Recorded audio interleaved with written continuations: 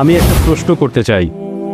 সব ধর্মই মানে যে সর্বশক্তিমান ঈশ্বর সব কিছুই করতে পারেন, তাহলে তিনি মানুষ হতে পারবেন না কেন? ভাই প্রশ্ন করলেন যে সব ধর্মই বিশ্বাস করে ঈশ্বর সব কিছু করতে পারেন, তাহলে তিনি কেন মানুষ হতে পারবেন না? বেশিরভাগ ধর্মই ইসলাম বাদে একটা ফিলোসফিতে বিশ্বাস করে, যেটার নাম অ্যানথ্রোপোমরফিজম, যেটা সর্বশক্তিমান ঈশ্বর মানুষের রূপ ধারণ করেন। তারা এরকম মতবাদে বিশ্বাস করেন যে মহান ঈশ্বর তিনি এত পবিত্র যে মানুষের সীমাবদ্ধতা সম্পর্কে জানেন না, ব্যথা পেলে মানুষের কেমন লাগে, সমস্যা পড়লে কেমন লাগে তিনি জানেন না, ইত্যাদি সমস্যা। সেজন্য সর্বশক্তিমান ঈশ্বর পৃথিবীতে নেমে আসেন মানুষের রূপ নিয়ে, যাতে মানুষের জন্য আইন বানাতে পারেন। হঠাৎ করে শুনলে মনে হবে যুক্তিটা তো বেশ ভালোই। তবে আমি তাদেরকে বলি যে ধরেন আমি একটা ভিসিআর তৈরি করলাম, আমাকে কি ভিসিআর হতে হবে এটা জানতে যে ভিসিআরের জন্য কোনটা ভালো কোনটা খারাপ? আমি তৈরি করেছি, আমাকে ভিসিআর হতে হবে না। আমি লিখবো ইনস্ট্রাকশন ম্যানুয়াল। যদি এই ভিসিআরটা চালাতে চান video cassette recorder, video cassette রেখে প্লে বাটনে চাপ দেন। যদি ফাস্ট ফরওয়ার্ড চালাতে চান এফএফ বাটনে চাপ দেন। বন্ধ করতে চাইলে স্টপ বাটনে চাপ দেন। উপর থেকে ফেলবেন না, নষ্ট হয়ে যাবে। পানিতে ফেলবেন না, তাহলে নষ্ট হয়ে যাবে। আমি লিখবো ইনস্ট্রাকশন ম্যানুয়াল। একইভাবে সর্বশক্তিমান ঈশ্বর, যেহেতু তিনি মানুষের সৃষ্টিকর্তা, সেজন্য তাকে মানুষ হতে হবে না এটা জানতে যে মানুষের জন্য কোনটা ভালো কোনটা খারাপ। তিনি কি করবেন? একজন মানুষকে মনোনীত করবেন আর আসমানি কিতাব পাঠাবেন। মানুষের জন্য সর্বশেষ ও চূড়ান্ত আসমানি কিতাব পবিত্র কোরআন, আদেশ আর নিষেধ। যদি তর্কের খাতিরে আপনার কথাটা মেনেও নেই যে সর্বশক্তিমান ঈশ্বর সবকিছু করতে পারেন, তাহলে কেন মানুষ হতে পারবেন না? যদি তর্কের খাতিরে আপনার কথাটা মেনে নেই সর্বশক্তিমান ঈশ্বর সবকিছু করতে পারেন, তাহলে তিনি মানুষও হতে পারেন। যদি ঈশ্বর মানুষের রূপ নেন, তিনি আর ঈশ্বর থাকবেন না, কারণ ঈশ্বর আর মানুষের বৈশিষ্ট্য পুরোপুরি আলাদা। সর্বশক্তিমান ঈশ্বর তিনি হচ্ছেন অমর, অন্যদিকে মানুষ মরণশীল। এমন কাউকে পাবেন না যে একই সাথে অমর আর মরণশীল। ঈশ্বর তার কোনো শুরু নেই, অন্যদিকে মানুষের শুরু আছে। এমন কাউকে পাবেন না একই সাথে যার শুরু নেই আবার শুরু আছে। সর্বশক্তিমান ঈশ্বরের কোনো শেষ নেই, অন্যদিকে মানুষের শেষ আছে। এমন কাউকে পাবেন না যার একই সাথে কোনো শেষ নেই আবার শেষ আছে। এটা অর্থহীন। তাহলে হয় পাবেন ঈশ্বর, নয়তো পাবেন মানুষ। ঈশ্বর মানব পাবেন না, এটাও অর্থহীন। মানুষরা আমাদের খাওয়ার প্রয়োজন হয়, সর্বশক্তিমান ঈশ্বরের খাওয়ার প্রয়োজন হয় না। আল্লাহ পবিত্র কোরআনে বলেছেন সূরা আনাম অধ্যায় 6 আয়াত 14, আল্লাহ তাআলা সবাইকে খাবার দান করেন, কিন্তু তার খাওয়ার প্রয়োজন হয় না। মানুষের বিশ্রাম ঘুমের প্রয়োজন হয়, সর্বশক্তিমান ঈশ্বরের বিশ্রামের প্রয়োজন নেই। যদি আমি তর্কের খাতিরে আপনার কথাটা মেনে নিই যে সর্বশক্তিমান ঈশ্বর সবকিছু করতে পারেন, তাহলে সেই যুক্তিতে সর্বশক্তিমান ঈশ্বর মিথ্যাও বলতে পারেন, কিন্তু মিথ্যে বলা তো ঈশ্বরের কাজ না। যখনই মিথ্যে বলবেন তিনি আর ঈশ্বর থাকবেন না। যদি আপনার কথা মেনে নিয়ে ঈশ্বর সবকিছু করতে পারেন, তাহলে ঈশ্বর তিনি অবিচারও করতে পারেন। তবে যখনই ঈশ্বর অবিচার করবেন, তিনি আর ঈশ্বর থাকবেন না। আল্লাহ পবিত্র কোরআনে বলেছেন সূরা নিসা অধ্যায় নম্বর 4 আয়াত 40, আল্লাহ কারোর সাথে অনুপরিমাণে জুলুম করেন না। সর্বশক্তিমান ঈশ্বর চাইলে ভুলে যেতে পারেন, তবে ভুলে যাওয়া ঈশ্বরের কাজ না। আল্লাহ বলেছেন সূরা তাহা অধ্যায় 20 আয়াত 52 যে আল্লাহ তাআলা কখনো বিস্মৃত হন না। যখন ঈশ্বর ভুলে যাবেন, তিনি আর ঈশ্বর থাকবেন না। ঈশ্বর চাইলেই ভুল করতে পারেন, তবে ভুল করাটা ঈশ্বরের কাজ না। আল্লাহ বলেছেন সূরা তাহা অধ্যায় 20 আয়াত 52 যে আল্লাহ তাআলা কখনো ভুল করেন না। যদি ঈশ্বর ভুল করেন, তিনি আর ঈশ্বর থাকবেন না। কোরআনের কোথাও বলা হয়নি যে আল্লাহ সবকিছু করতে পারেন। আল্লাহ পবিত্র কোরআনে বলেছেন সূরা ফাতির অধ্যায় 35 আয়াত 1 যে ইন্নাল্লাহা আলা কুল্লি শাইইন কাদির, নিশ্চয়ই আল্লাহ সবকিছুর উপরে কর্তৃত্বময়। এই কথাটা অনেক জায়গায় আছে। সূরা বাকারা অধ্যায় 2 আয়াত 106, সূরা বাকারা অধ্যায় 2 আয়াত 109, সূরা বাকারা অধ্যায় 2 আয়াত 284, সূরা আলে ইমরান অধ্যায় 3 আয়াত 29, সূরা নাহল অধ্যায় 16 আয়াত 77, সূরা ফাতির অধ্যায় 35 আয়াত 1 আল্লাহ বলেছেন ইন্নাল্লাহা আলা কুল্লি শাইইন কাদির, নিশ্চয়ই আল্লাহ সবকিছুর উপর কর্তৃত্বময়। আল্লাহ বলেছেন সূরা বুরুজ অধ্যায় 85 আয়াত 16 যে আল্লাহ তিনি যা ইচ্ছা তাই করতে পারেন, তিনি যা ইচ্ছা করেন তাই করতে পারেন। তবে আল্লাহ সুবহানাহু ওয়া তাআলা কখনো মিথ্যে বলতে চাইবেন না, কখনো ভুল করতে চাইবেন না, তিনি কখনো মানুষের রূপ ধারণ করতে চাইবেন না। তিনি শুধু সেগুলোই করতে চাইবেন যেগুলো আল্লাহর কাজ। আশা করি উত্তরটা পেরে। হ্যাঁ বোন। আমার নাম সায়রা, আমি একজন টিচার। আপনার লেকচারে আপনি ইসলামের স্তম্ভের কথা বললেন, তার মানে ঈমান আনা ইত্যাদি, আর হিন্দু ধর্মের গ্রন্থের সাথে সাদৃশ্যের কথা বললেন। হিন্দুইজমে কি ইসলামের এই 5টা স্তম্ভ সম্পর্কে কিছু বলা হয়েছে? বোন, আপনি প্রশ্ন করলেন, আমি ইমানের স্তম্ভের কথা বলেছি আমার লেকচারে, হিন্দু ধর্মগ্রন্থের সাথে সেগুলো তুলনা করেছি। এখন ইসলামের স্তম্ভ আর হিন্দু ধর্মগ্রন্থের মধ্যে কোনো সাদৃশ্য আছে কিনা?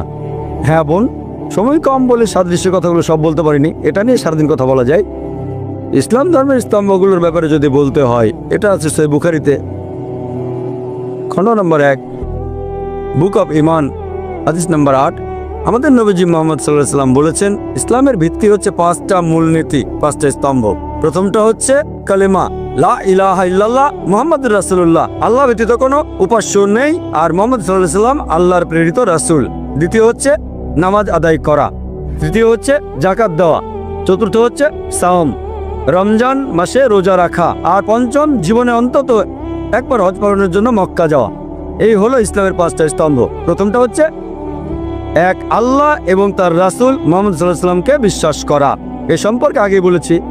এরপর ইসলামের দ্বিতীয় স্তম্ভ নামাজ। ইসলাম ধর্মের নামাজের সবচেয়ে গুরুত্বপূর্ণ অংশ হচ্ছে সেজদা করা। আল্লাহ পবিত্র কোরআনে বলেছেন, সূরা আলে ইমরান অধ্যায় 3 আয়াত 43, ইয়া মারইয়াম মুকনুতি লিরাব্বিকি ফাসজুদি। হে মরিয়ম, তোমার প্রতিপালকের প্রতি অনুগত হও, যারা সেজদা দেয় তাদের সাথে সেজদা করো। আল্লাহ পবিত্র কোরআনে বলেছেন সূরা হজ অধ্যায় নম্বর 22 আয়াত 77, ইয়া আইয়ুহাল্লাযিনা আমানু। হে মুমিনগণ, তোমরা রুকু করো এবং সিজদা করো, যারা সিজদা করে তাদের সাথে। তাহলে প্রধান অংশ হচ্ছে সিজদা করা। হিন্দুইজমে বিভিন্ন ধরনের উপাসনা আছে। এরকম একটা উপাসনা যেটাকে বলা হয় ষষ্ঠাঙ্গ। ষষ্ঠাঙ্গের মানে সাথে, অষ্ট মানে 8, অঙ্গ মানে শরীরের অংশ। ষষ্ঠাঙ্গ মানে শরীরের 8টা আলাদা অংশ। তার মানে উপাসনার সময় শরীরে 8টা অংশ স্পর্শ করতে হবে। যদি ভালো করে দেখেন, হিন্দুদের এই ষষ্ঠাঙ্গের সেরা উপায়টা, সেটা আমাদের নামাজের সিজদার মতোই।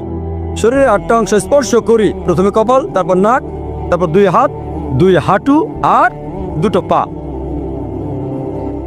ইসলামের তৃতীয় স্তম্ভ হচ্ছে যাকাত, দান করা। প্রতি হিজরি বছর অতিরিক্ত সম্পদের 2.5% দান করতে হবে। যাকাতের কথা কোরআনেও বলা হয়েছে সূরা আল হাশর অধ্যায় নম্বর 59 আয়াত 7।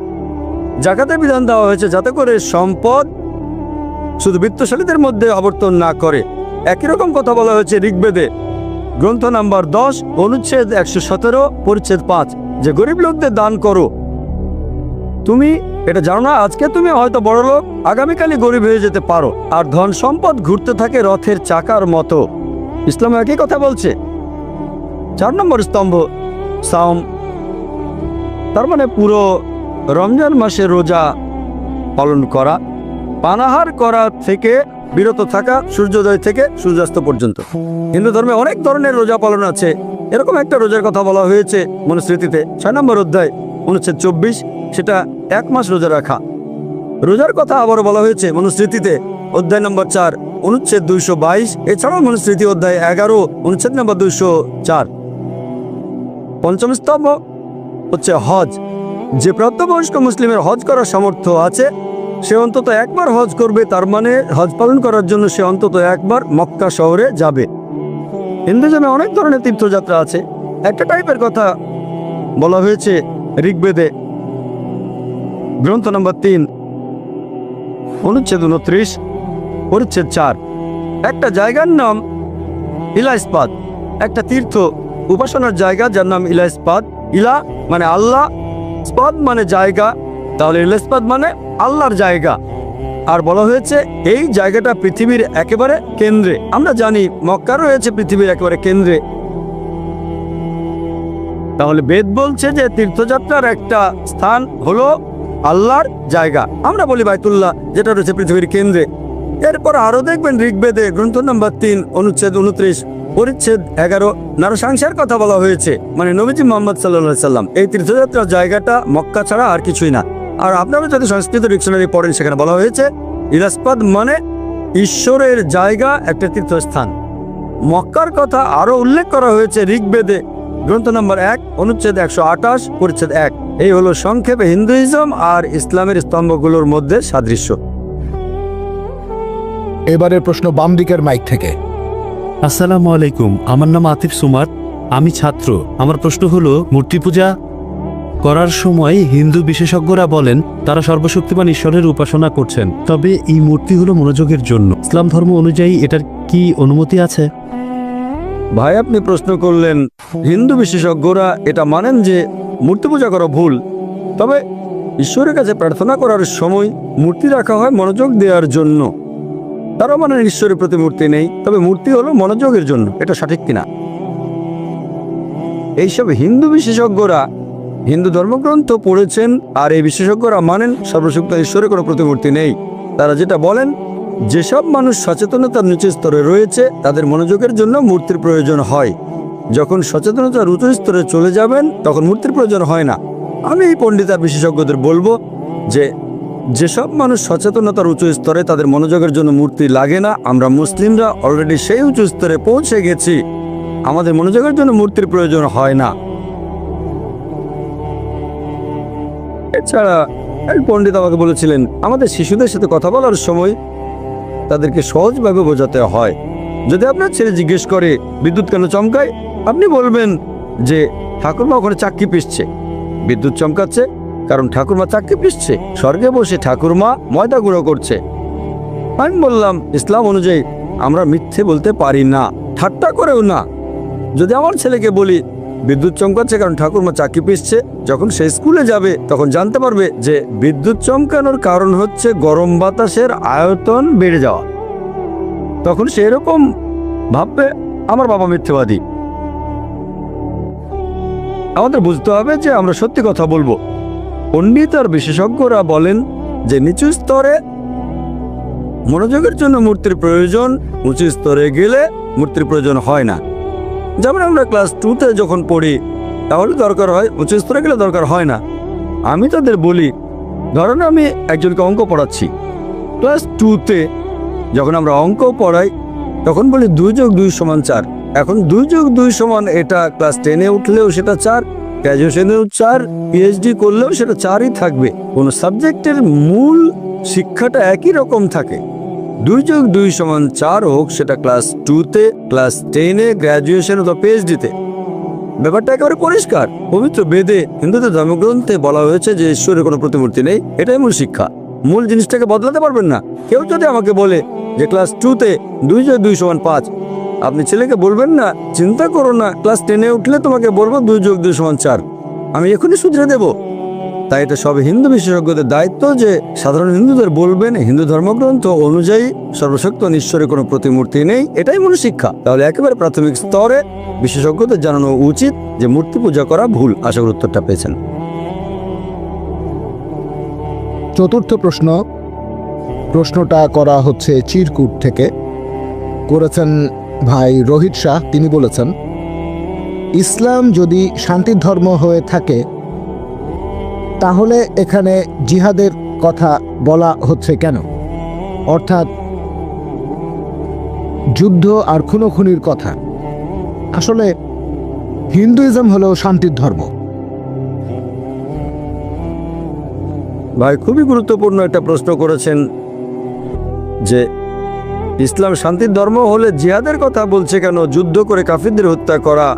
আপনার মতে হিন্দুইজম শান্তির ধর্ম। ইসলাম ধর্মে জিহাদ নিয়ে অনেকের মধ্যে একটা ভুল ধারণা আছে। এই ভুল ধারণা যে শুধু অমুসলিমদের মধ্যে আছে তাই নয়, অনেক মুসলিমদের মধ্যে ভুল ধারণা আছে। তারা মনে করে যে কোনো যুদ্ধ যদি মুসলিম করে, কারণ যাই হোক, হতে পারে কোনো ব্যক্তিগত লাভ, হতে পারে খ্যাতির জন্য, হতে পারে টাকার জন্য, কোনো মুসলিম যুদ্ধ করলেই সেটা জিহাদ। মুসলিমরা যুদ্ধ করলে সেটা জিহাদ হয়ে যাবে না। জিহাদ এসেছে আরবি শব্দ জাহাদা থেকে, যার মানে চেষ্টা করা, সংগ্রাম করা। ইসলামী পরিভাষায় এর মানে নিজের শয়তানি প্রবৃত্তির বিরুদ্ধে সংগ্রাম করে যাওয়া। এর আরেকটা মানে সমাজের উন্নতির জন্য চেষ্টা করে যাওয়া, আরেকটা মানে যুদ্ধের ময়দানে আত্মরক্ষার জন্য লড়াই করা, আরেকটা মানে হচ্ছে অত্যাচার অবিচারের বিরুদ্ধে প্রতিবাদ করা। জিহাদের মূল অর্থ হচ্ছে চেষ্টা করা অথবা সংগ্রাম করা। প্রায় দেখা যায় যে ইসলামের সমালোচকরা, এমনকি হিন্দু সমালোচকও, যেমন অরুণ সুরি একটা বই লিখেছেন দ্য ওয়ার্ড অফ ফতোয়া, তিনি সেখানে সূরা তাওবা অধ্যায় 9 আয়াত 5-এর উদ্ধৃতি দিয়েছেন যে পবিত্র কোরআন বলছে যখনই তুমি কাফিরকে দেখবে ব্র্যাকেটের মধ্যে হিন্দু, যখনই কোনো কাফিরকে দেখবে তাকে মেরে ফেলো। যদি পবিত্র কোরআন খুলে আপনি এই সূরাটা পড়েন, অধ্যায় 9 আয়াত 5, সেখানে বলা হয়েছে যখনই তুমি কাফিরকে দেখবে তাকে মেরে ফেলো। তবে এটা হলো প্রসঙ্গ ছাড়া উদ্ধৃতি। প্রসঙ্গ জানতে হলে কয়েকটা আয়াত আগে থেকে শুরু করেন। সূরা তওবার প্রথম আয়াতগুলোতে একটা শান্তি চুক্তির কথা বলা হয়েছে, যেটা হয়েছিল মুসলিম আর মক্কার মুশরিকদের মধ্যে। পরবর্তীতে মক্কার মুশরিকরা এই শান্তি চুক্তির শর্তগুলো ভেঙে ফেলে। আল্লাহ সুবহানাহু ওয়া তাআলা সূরা তওবার 5 নম্বর আয়াতে বললেন, মক্কার মুশরিকদের উদ্দেশ্যে পাঠালেন সতর্কবাণী, সবকিছু ঠিক করে ফেলো 4 মাসের মধ্যে, তা না হলে আমাদের সাথে যুদ্ধ হবে। তারপর যুদ্ধের ময়দানে আল্লাহ তাআলা মুসলিমদের বলেছেন, যখন তোমরা শত্রুদের দেখবে, যখন কাফিরদের দেখবে, তাদের মেরে ফেলো। পবিত্র কোরআনের এই আয়াতটা বলছে যুদ্ধের ময়দানের কথা, যখন মুসলিমরা সত্যের পক্ষ নিয়ে যুদ্ধ করছে মিথ্যার বিরুদ্ধে, শত্রুদের বিরুদ্ধে। যদি তারা আক্রমণ করে তোমরা ভয় পেও না, তাদের মেরে ফেলো। যে কোনো আর্মি জেনারেল তার সৈনিকদের মনোবল চাঙ্গা করতে গিয়ে বলবে শত্রুকে মেরে ফেলো, সে বলবে না যে শত্রুদের ছেড়ে দাও। কোরআন একই কথা বলছে। আর অনুসূরী 5 নম্বর আয়াতের পর সূরা তওবার চলে গেলেন 7 নম্বর আয়াতে।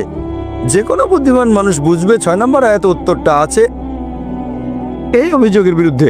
6 নম্বর আয়াত বলছে যে যদি শত্রুরা, যদি মুশরিকরা শান্তি চায়, এমনিতে ছেড়ে দিও না, তাদেরকে নিরাপদ কোন স্থানে পৌঁছে দাও যাতে তারা আল্লাহর বাণী শুনতে পারে। এখনকার দিনে সবচেয়ে দয়ালু জেনারেল হয়তো বলবে ঠিক আছে শত্রুদের ছেড়ে দাও। কোন আর্মি জেনারেল বলবে যে শত্রুদের নিরাপদ স্থানে পৌঁছে দাও? কোরআন এই কথাই বলছে। আর এ সম্পর্কে আরো একটা ভুল ধারণা আছে যে জিহাদ মানে পবিত্র যুদ্ধ। পবিত্র যুদ্ধের আরবি হচ্ছে হারবুম মুকাদ্দাসা। পবিত্র কোরআনের কোথাও হারবুম মুকাদ্দাসা বলা হয়নি, কোনো হাদিসও বলা নেই।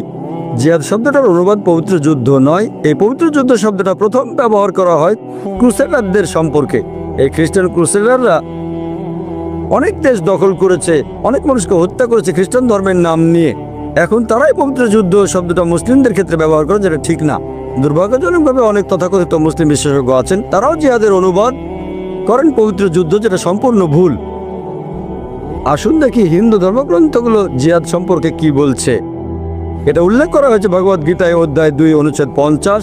শ্রীকৃষ্ণ অর্জুনকে বলছেন যোগব্যায়ামের চেষ্টা করো, তোমার জন্য উপকারী। চেষ্টা করা, সংগ্রাম করা। তাহলে কৃষ্ণ অর্জুনকে চেষ্টা আর সংগ্রাম করতে বলেছেন। যদি মহাভারত পড়েন, মহাভারত এখানে জ্ঞাতিভাইদের মধ্যে একটা যুদ্ধের বর্ণনা দেওয়া হয়েছে, কৌরব আর পাণ্ডবদের মধ্যে। মহাভারতে এরকম হাজার হাজার অনুচ্ছেদ আছে, শুধু যুদ্ধের কথা বলা হয়েছে। কোরআনের চেয়ে অনেক বেশি যুদ্ধের কথা। আপনারা যদি ভগবদ গীতা পড়েন, ভগবদ গীতা এটা হিন্দুদের একটা পবিত্র ধর্মগ্রন্থ। এখানে রয়েছে অর্জুনের উদ্দেশ্যে যুদ্ধের ময়দানে বলা শ্রীকৃষ্ণের উপদেশগুলো। ভগবদ গীতা বলছে অধ্যায় 1 অনুচ্ছেদ 42 থেকে 46, অর্জুন বলছে আমি বরং মারা যাব নিরস্ত্র অবস্থায়, যুদ্ধ না করে, কিন্তু জ্ঞাতিভাইদের মারতে পারবো না। তার মানে কৌরবদের, ধৃতরাষ্ট্রের সন্তানদের। শ্রীকৃষ্ণ উত্তর দিলেন এর পরের অধ্যায় 2 অনুচ্ছেদ 2, হে অর্জুন, তোমার মনে এমন অশুদ্ধতা কিভাবে আসলো যে তুমি লড়াই করবে না, তুমি স্বর্গে যেতে পারবে না? এমন নপুংসক চিন্তা কিভাবে তোমার মাথায় আসলো? তোমার হৃদয় দুর্বল হয়ে গেছে। শ্রীকৃষ্ণ বলছেন ভগবদ গীতা অধ্যায় 2 অনুচ্ছেদ 31 থেকে অনুচ্ছেদ 33, কৃষ্ণ বলছেন হে অর্জুন, তুমি একজন ক্ষত্রিয়, তুমি যুদ্ধ করবে, তাহলে স্বর্গে যেতে পারবে, তা না হলে যেতে পারবে না। আর সেই ক্ষত্রিয় আশীর্বাদ প্রাপ্ত যে সত্যের জন্য লড়াই করে। আর ইসলামের অনেক সমালোচক কোরআন এবং হাদিসের বিরুদ্ধে কথা বলে। তারা উদ্ধৃতি দেয় সহিহ বুখারী 4 নম্বর খণ্ড বুক অব জিহাদ অধ্যায় 2 হাদিস নাম্বার 46। সেখানে আমাদের নবীজি বলেছেন মুজাহিদ হলো সেই লোক যে সংগ্রাম করে আল্লাহ সুবহানাহু ওয়া তাআলার পথে। যুদ্ধের ময়দানে যদি কোনো মুজাহিদ মারা যায়, সে জান্নাতে যাবে, বেহেশতে যাবে। যদি সে জয়ী হয় তাহলে সে পাবে গনিমতের মালপত্র। ঠিক একই কথা বলেছেন শ্রীকৃষ্ণ ভগবদ গীতা অধ্যায় 2 অনুচ্ছেদ 37, হে অর্জুন, তুমি লড়াই করো, যদি মারা যাও তাহলে স্বর্গে যাবে। আর যদি যুদ্ধে জয়ী হও তাহলে এই পৃথিবীর সম্পদ উপভোগ করতে পারবে। ঠিক একই কথা আছে সহিহ হাদিসে। চিন্তা করেন, যদি আমি উদ্ধৃতি দিয়ে বলি যে ভগবদ গীতায় লেখা আছে তোমার জ্ঞাতি ভাইদের হত্যা করো, আমার এটা বলা মোটেও ঠিক হবে না। তাহলে প্রসঙ্গ ছাড়া বলছি, ঠিক হবে না। সঠিকটা হচ্ছে ভগবদ গীতা বলছে তোমরা সত্যের পক্ষে যুদ্ধ করবে মিথ্যার বিরুদ্ধে। যদি তোমার শত্রু জ্ঞাতি ভাইও হয় যারা মিথ্যার পক্ষে, সত্যের খাতিরে তাদের হত্যা করলে কোনো সমস্যা নেই। তাহলে প্রসঙ্গ ছাড়া উদ্ধৃতি দেওয়া ঠিক না। এখানে আমরা বুঝতে পারছি যখন বিভিন্ন টাইপের মানুষের সাথে কথা বলবো, জানতে হবে কিভাবে তাদের বোঝানো যায়। বিশ্বাস করেন, অনেক হিন্দু আমার সাথে কথা বলেছে যে জিহাদ করা ভুল। যখন আমি তাদের বলি আপনাদের ভগবদ্গীতাতে উল্লেখ করা হয়েছে যে জ্ঞাতি ভাইদের হত্যা করো, তারা বলবেন না, এখানে তো শ্রীকৃষ্ণ সত্যের পক্ষে আর মিথ্যার বিরুদ্ধে যুদ্ধের কথা বলেছেন। আমি বলি কোরআনও তো একই কথা বলছে। ও, কোরআন যদি একই কথা বলে তাহলে তার সাথে আমরা একমত।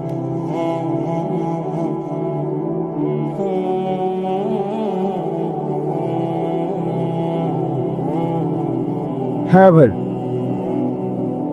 সামির খতিব একজন ব্যবসায়ী। নবীজি মুহাম্মদ সাল্লাল্লাহু আলাইহি ওয়াসাল্লাম এর কথা 4000 বছরের পুরনো বেদ আর পুরাণে উল্লেখ করা হয়েছে। তাহলে আপনি বলেন ডক্টর নায়েক, এই গ্রন্থগুলো কি ঈশ্বর প্রেরিত? আর হিন্দুরাও কি তাহলে আহলে কিতাব? ভাই একটা সুন্দর প্রশ্ন করেছেন। নবীজি মুহাম্মদ সাল্লাল্লাহু আলাইহি ওয়াসাল্লামের ব্যাপারে বেদ আর অন্যান্য ধর্মগ্রন্থে ভবিষ্যৎবাণী করা হয়েছে। এই ধর্মগ্রন্থগুলোকে কি আমরা ঈশ্বরের বাণী বলতে পারি? আর হিন্দুদেরকে আহলে কিতাব বলা যায়? ভাই, এই আহলে কিতাব সম্পর্কে আমি আগেও বলেছি, এখানে বলা হয়েছে কিতাবীদের কথা। এটা নির্দিষ্ট করে ইহুদি আর খ্রিস্টানদের বোঝাচ্ছে। আহলে কিতাব মানে ইহুদি আর খ্রিস্টান। আপনার প্রশ্নতে আসি যে বেদ বা অন্যান্য হিন্দু ধর্মগ্রন্থকে ঈশ্বরের বাণী বলা যায় কি না। আল্লাহ পবিত্র কোরআনে বলেছেন সূরা রাদ অধ্যায় 13 আয়াত 38, ওয়ালিকুল্লি আজলিন কিতাব। প্রত্যেক যুগে আমি আসমানি কিতাব পাঠিয়েছি, তবে পবিত্র কোরআনে মাত্র 4টার নাম উল্লেখ করা হয়েছে: তাওরাত, জাবুর, ইনজিল এবং কোরআন। তাওরাত হলো সেই আসমানি কিতাব যেটা নাজিল হয়েছিল মুসা আলাইহিস সালামের উপর।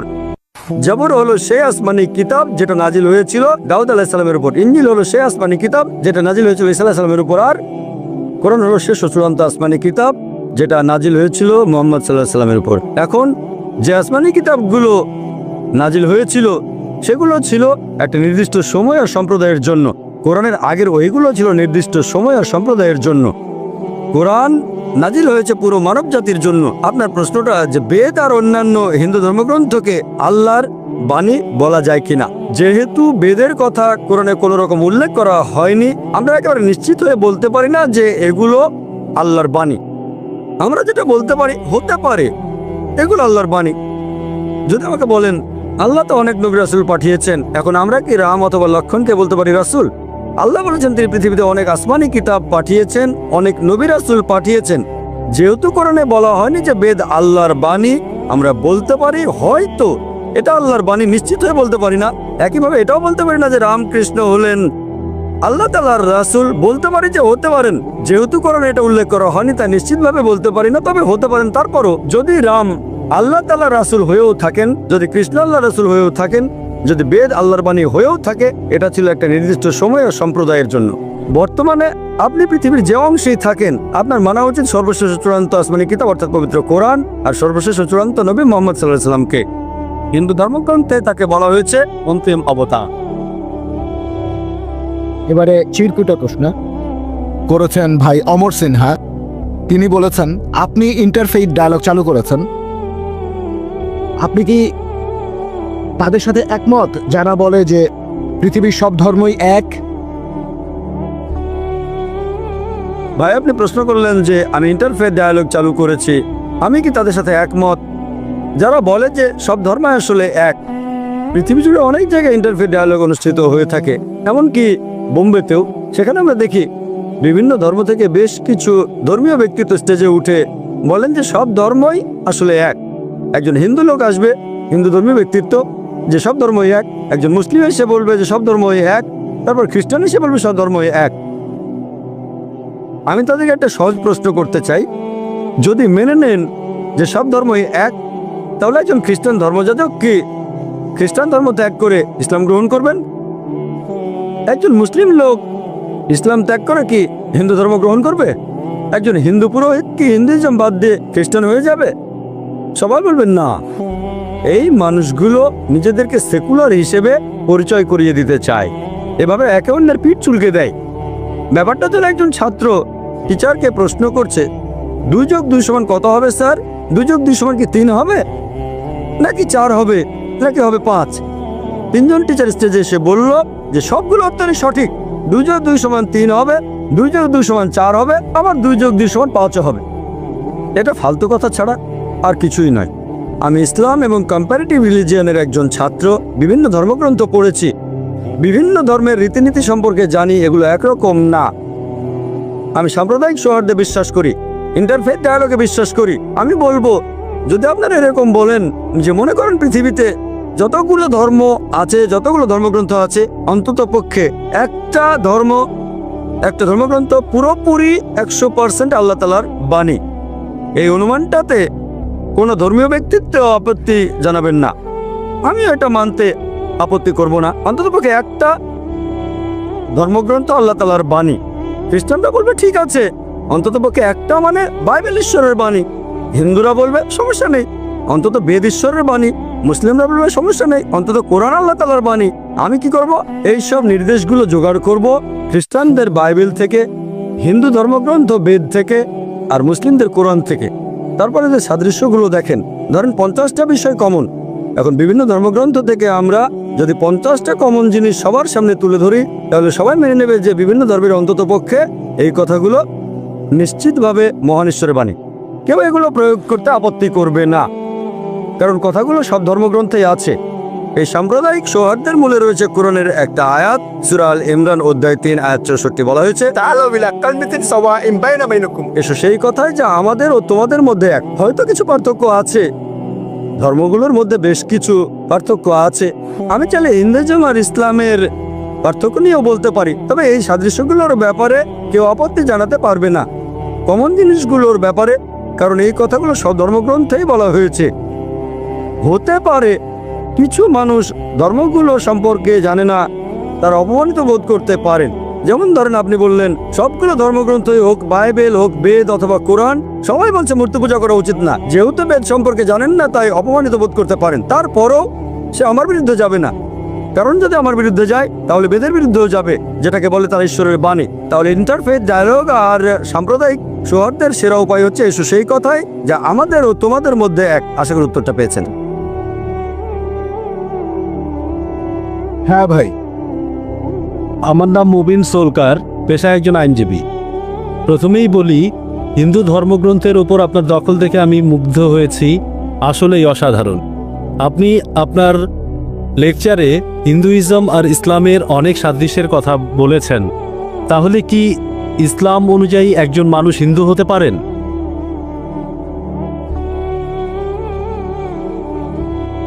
ভাই, খুবই সুন্দর একটা প্রশ্ন করেছেন। আমি আমার লেকচারে হিন্দুইজম আর ইসলামের অনেক সাদৃশ্য নিয়ে আলোচনা করলাম। তার মানে কি এই যে ইসলাম অনুযায়ী একজন মানুষ হিন্দু হতে পারে? ভাই, এই হিন্দু শব্দটা দিয়ে যদি ভৌগোলিক অবস্থান বোঝান যে মানুষ ইন্ডিয়ায় বসবাস করে, তাহলে ইসলাম অনুযায়ী কোনো আমার সমস্যা নেই যদি তাকে ইন্ডিয়ান বলা হয়। মানুষগুলো নিজেদেরকে সেকুলার হিসেবে পরিচয় করিয়ে দিতে চায়, এভাবে একে অন্যের পিঠ চুলকে দেয়। ব্যাপারটা তো একজন ছাত্র টিচারকে প্রশ্ন করছে, 2+2 = কত হবে স্যার? 2+2 = কি 3 হবে, নাকি 4 হবে, নাকি হবে 5? তিনজন টিচার স্টেজে এসে বলল যে সবগুলো অত্যন্ত সঠিক, 2+2 = 3 হবে, 2+2 = 4 হবে, আবার 2+2 = 5 হবে। এটা ফালতু কথা ছাড়া আর কিছুই নয়। আমি ইসলাম এবং কম্পারেটিভ রিলিজিয়নের একজন ছাত্র, বিভিন্ন ধর্মগ্রন্থ পড়েছি, বিভিন্ন ধর্মের রীতিনীতি সম্পর্কে জানি, এগুলো একরকম না। আমি সাম্প্রদায়িক সৌহার্দ্যে বিশ্বাস করি, ইন্টারফেথ ডায়ালগে বিশ্বাস করি। আমি বলবো, যদি আপনারা এরকম বলেন যে মনে করেন পৃথিবীতে যতগুলো ধর্ম আছে, যতগুলো ধর্মগ্রন্থ আছে, অন্তত পক্ষে একটা ধর্মগ্রন্থ পুরোপুরি 100% আল্লাহ তাআলার বাণী, এই অনুমানটাতে কোনো ধর্মীয় ব্যক্তিত্ব আপত্তি জানাবেন না। আমি এটা মানতে আপত্তি করব না, অন্ততপক্ষে একটা ধর্মগ্রন্থ আল্লাহ তাআলার বাণী। খ্রিস্টানরা বলবে ঠিক আছে, অন্ততপক্ষে একটা মানে বাইবেল ঈশ্বরের বাণী। হিন্দুরা বলবে সমস্যা নেই, অন্তত বেদ ঈশ্বরের বাণী। মুসলিমরা বলবে সমস্যা নেই, অন্তত কোরআন আল্লাহ তাআলার বাণী। আমি কি করব? এই সব নির্দেশগুলো জোগাড় করব খ্রিস্টানদের বাইবেল থেকে, হিন্দু ধর্মগ্রন্থ বেদ থেকে, আর মুসলিমদের কোরআন থেকে। তারপরে যে সাদৃশ্যগুলো দেখেন, ধরেন 50টা বিষয় কমন। এখন বিভিন্ন ধর্মগ্রন্থ থেকে আমরা যদি 50টা কমন জিনিস সবার সামনে তুলে ধরি, তাহলে সবাই মেনে নেবে যে বিভিন্ন ধর্মের অন্ততপক্ষে এই কথাগুলো নিশ্চিতভাবে মহান ঈশ্বরের বাণী। কেউ এগুলো প্রয়োগ করতে আপত্তি করবে না, কারণ কথাগুলো সব ধর্মগ্রন্থে আছে। এই সাম্প্রদায়িক সৌহার্দ্যের মূলে রয়েছে কোরআনের একটা আয়াত, সূরা আল ইমরান অধ্যায় 3 আয়াত 64 বলা হয়েছে, تعالوا إلى كلمة سواء بين بينكم এসো সেই কথায় যা আমাদের ও তোমাদের মধ্যে এক। হয়তো কিছু পার্থক্য আছে, ধর্মগুলোর মধ্যে বেশ কিছু পার্থক্য আছে। আমি চাইলে হিন্দুইজম আর ইসলামের পার্থক্য নিয়েও বলতে পারি, তবে এই সাদৃশ্যগুলোর ব্যাপারে কেউ আপত্তি জানাতে পারবে না কমন জিনিসগুলোর ব্যাপারে, কারণ এই কথাগুলো সব ধর্মগ্রন্থেই বলা হয়েছে। হতে পারে কিছু মানুষ ধর্মগুলো সম্পর্কে জানে না, তারা অপমানিত বোধ করতে পারেন। যেমন ধরেন আপনি বললেন সবগুলো ধর্মগ্রন্থই হোক, বাইবেল হোক, বেদ অথবা কোরআন, সবাই বলছে মূর্তি পূজা করা উচিত না। যেহেতু বেদ সম্পর্কে জানেন না, তাই অপমানিত বোধ করতে পারেন। তারপরও সে আমার বিরুদ্ধে যাবে না, কারণ যদি আমার বিরুদ্ধে যায় তাহলে বেদের বিরুদ্ধেও যাবে, যেটাকে বলে তার ঈশ্বরের বাণী। তাহলে ইন্টারফেথ ডায়ালগ আর সাম্প্রদায়িক সৌহার্দ্যের সেরা উপায় হচ্ছে এসো সেই কথায় যা আমাদের ও তোমাদের মধ্যে এক। আশা করি উত্তরটা পেয়েছেন। হ্যাঁ ভাই। আমার নাম মুবিন সরকার, পেশায় একজন আইনজীবী। প্রথমেই বলি, হিন্দু ধর্মগ্রন্থের উপর আপনার দখল দেখে আমি মুগ্ধ হয়েছি, আসলেই অসাধারণ। আপনি আপনার লেকচারে হিন্দুইজম আর ইসলামের অনেক সাদৃশ্যের কথা বলেছেন। তাহলে কি ইসলাম অনুযায়ী একজন মানুষ হিন্দু হতে পারেন?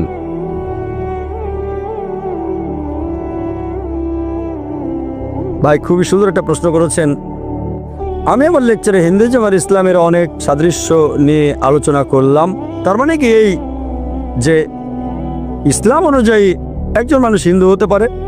ভাই, এই হিন্দু শব্দটা দিয়ে যদি ভৌগোলিক অবস্থান বোঝান যে মানুষ ইন্ডিয়ায় বসবাস করে, তাহলে ইসলাম অনুযায়ী কোনো আমার সমস্যা নেই যদি তাকে ইন্ডিয়ান বলা হয়। আমি একজন ইন্ডিয়ান আর আমি ইসলাম ধর্ম পালন করি, আমি আমার দেশকে নিয়ে গর্ববোধ করি আর মুসলিম হিসেবে গর্ববোধ করি। ইসলামে এটা নিয়ে কোনো সমস্যা নেই। যদি আপনি ইন্ডিয়ান হন আর ইসলাম ধর্ম পালন করেন, কিন্তু যদি বলেন যে হিন্দু হচ্ছে সেই লোক যে হিন্দুইজমের ধর্মগ্রন্থগুলো মেনে চলে, তাহলেও আমার কোনো আপত্তি থাকবে না, যদি সেই হিন্দু যে হিন্দুইজমের ধর্মগ্রন্থের প্রতিষ্ঠিত সত্যগুলো মেনে চলে। প্রতিষ্ঠিত সত্য বলতে আমি কি বোঝাচ্ছি? প্রতিষ্ঠিত সত্য মানে হিন্দু ধর্মগ্রন্থের সেই কথাগুলো যেগুলো আল্লাহ তাআলার সর্বশেষ ও চূড়ান্ত আসমানি কিতাব পবিত্র কোরআনেও আছে। এখানে আমি বলছি বেদ আর কোরআনের কথা। আমি আগেও বলেছি দুটো ধর্মগ্রন্থে বলছে ঈশ্বর কেবলমাত্র একজন, নবী রাসূলে বিশ্বাস করে, শেষ নবী মুহাম্মদ সাল্লাল্লাহু আলাইহি সাল্লাম পরকালে বিশ্বাস করে। যদি তারা এই প্রতিষ্ঠিত সত্যগুলো বিশ্বাস করে, আমার কোনো আপত্তি নেই। কিন্তু যদি বলেন হিন্দু হচ্ছে সেই লোক যে সব কিছু বিশ্বাস করে হিন্দু ধর্মগ্রন্থে যেগুলো বলা হয়েছে, তাহলে আমি কম্পারেটিভ রিলিজিয়নের ছাত্র হয়ে একমত হতে পারবো না। কারণ একজন হিন্দুর পক্ষে হিন্দু ধর্মগ্রন্থের সব কথা বিশ্বাস করা সম্ভব হবে না, কারণ অনেক সময় বিভিন্ন হিন্দু ধর্মগ্রন্থের কথাগুলো পরস্পর বিরোধী হয়ে থাকে। অনেক সময় একটা ধর্মগ্রন্থের কথা, যেমন ঋগ্বেদ পরস্পর বিরোধী হয়, মনুস্মৃতির কথা পরস্পর বিরোধী।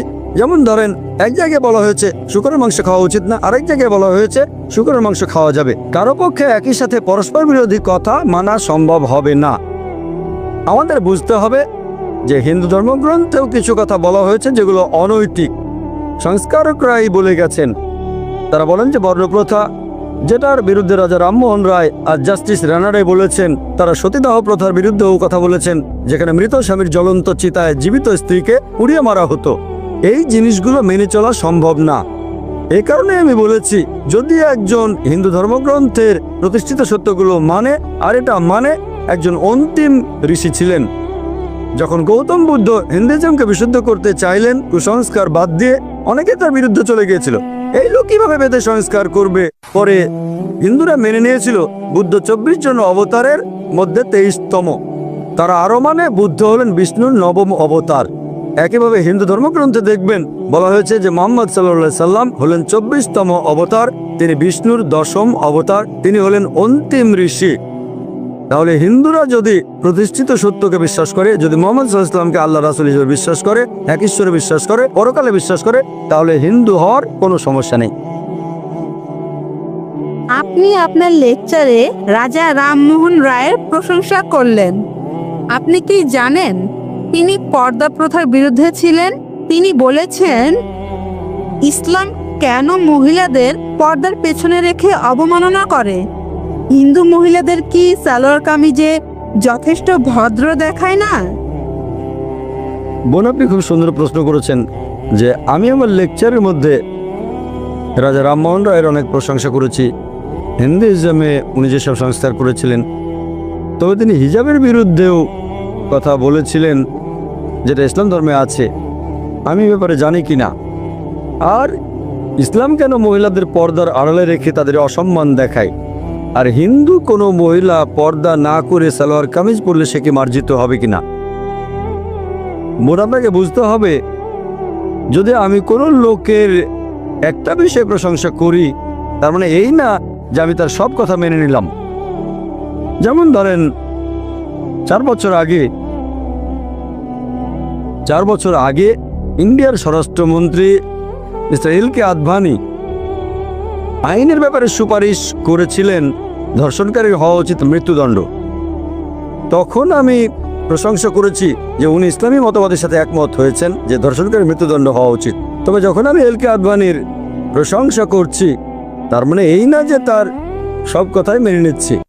তবে ওনার এই কথার সাথে আমি একমত যে ধর্ষণকারীর মৃত্যুদণ্ড হওয়া উচিত। ইসলামে একই কথা বলছে। একইভাবে রাজা রামমোহন রায়, আমি তার প্রশংসা করি, তিনি একজন মহান সংস্কারক, তাকে শ্রদ্ধা করি। তবে এটাও জানি তিনি হিজাবের বিরুদ্ধে ছিলেন, ইসলাম ধর্মের যে নিয়মটা আছে। এখন আপনারা দেখবেন যে শালীনতা বা মার্জিত বলতে যেটা বোঝায় সেটা এক এক জায়গায় একই রকম হয়ে থাকে। যেমন ধরেন বেশ কিছু দেশ আছে আরবের, যেখানে বলা হয় যদি কেউ মহিলার দিকে তাকায়, কোনো মেয়ের দিকে তাকায়, সেটাকে বলা হয় অভদ্রতা। কোনো মহিলার দিকে তাকালে সেটা হবে অভদ্রতা। ইন্ডিয়াতে কোনো মহিলাকে যদি স্পর্শ না করেন সেটাই ভদ্রতা। সেজন্য যখন পুরুষ মহিলা একে অন্যকে অভিবাদন জানায়, তারা হাত জোড় করে, কেউ কাউকে স্পর্শ করে না। যদি কোনো মহিলাকে স্পর্শ না করেন তাহলে আপনি ভদ্র। বেশ কিছু পশ্চিমা দেশে হ্যান্ডশেক করাটা হচ্ছে ভদ্রতা। একজন পুরুষ কোনো মহিলার সাথে হ্যান্ডশেক করলে সেটা ভদ্রতা। যদি হ্যান্ডশেক না করেন তাহলে ধরে নেওয়া হবে আপনি বন্ধুভাবাপন্ন নন। আরও কিছু পশ্চিমা দেশে মহিলাদের চুমু দেওয়াটা ভদ্রতা, যদি চুমু না দেন সেটা অভদ্রতা। কিছু পশ্চিমা দেশে একজন পুরুষ আর একজন মহিলা যা খুশি করতে পারে, যদি স্বেচ্ছায় করে থাকে তাহলে সেটা হচ্ছে ভদ্রতা। এক এক জায়গায় মানুষের ভদ্রতার লেভেলটা এক এক রকম হয়ে থাকে। যেমন ধরেন আমেরিকায় কোনো মহিলা যদি পরে মিনিস্কার্ট অথবা শর্টস, সেটাকে বলা হবে ভদ্রতা। কিন্তু একই মহিলা যদি ইন্ডিয়ায় এসে মিনিস্কার্ট আর শর্টস পরে, আমরা তাকে বলবো অভদ্র। একবার আমেরিকা লেকচার দিচ্ছি, একজন আমেরিকান আমাকে বলল, ভাই জাকির, আপনাদের ইন্ডিয়ার মহিলারা খুবই অভদ্র। অবাক হলাম, আমি একমত হলাম না। সে বলল অবশ্যই, ইন্ডিয়ান মহিলারা যখন শাড়ি পরে তাদের পেট দেখা যায়। আমেরিকানদের দৃষ্টিভঙ্গিতে মহিলাদের পেট দেখানো অভদ্রতা। তাহলে পরিবেশ পরিস্থিতির উপর নির্ভর করে ভদ্রতার লেভেলটা বদলে যায়।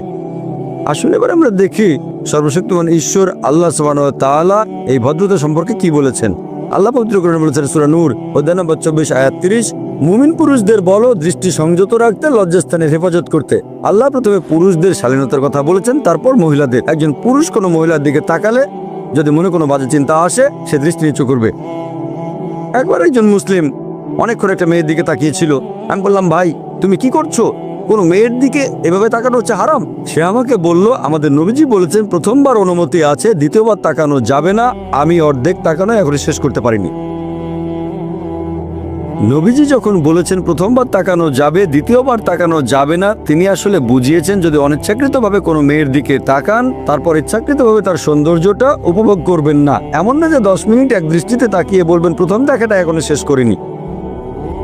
পরে একটা মহিলাদের হিজাবের কথা বলছে। আল্লাহ পবিত্র কোরআনে বলছেন সূরা নূর অধ্যায় 24 আয়াত 31, মুমিন নারীদেরকে বলো তারা দৃষ্টি সংযত রাখবে, লজ্জাস্থানে হেফাজত করবে, আর যেটা সাধারণত প্রকাশ থাকে সেটা ব্যতীত সৌন্দর্য প্রকাশ করবে না, আর মাথার কাপড় দিয়ে গ্রীবা ও বক্ষতে সাবৃত করে। এটা করা লাগবে না বাবা, স্বামী, ছেলের সামনে। তারপর মাহরামদের এক তালিকা যাদের সে বিয়ে করতে পারবে না।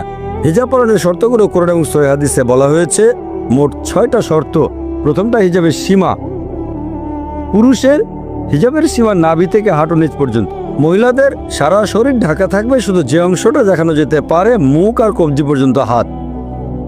বাকি 5টা শর্ত পুরুষ মহিলাদের জন্য একই। দ্বিতীয় শর্ত হচ্ছে যে পোশাকটা পরবে সেটা স্বচ্ছ হবে না, যেন ভেতর থেকে দেখা না যায়। তৃতীয় শর্ত, পোশাকটা এমন আটোসাটো হবে না যেন কাঠামো বোঝা যায় শরীরের। চতুর্থ, পোশাকটা খুব আকর্ষণীয় হবে না যাতে বিপরীত লিঙ্গ আকৃষ্ট হয়। পঞ্চম, সেটা বিপরীত লিঙ্গের পোশাকের মতো হবে না। আর ষষ্ঠ, পোশাকের মধ্যে অবিশ্বাসীদের কোনো চিহ্ন থাকবে না। হিজাবের কারণ বলা হয়েছে সূরা আহজাব অধ্যায় 33 আয়াত 59।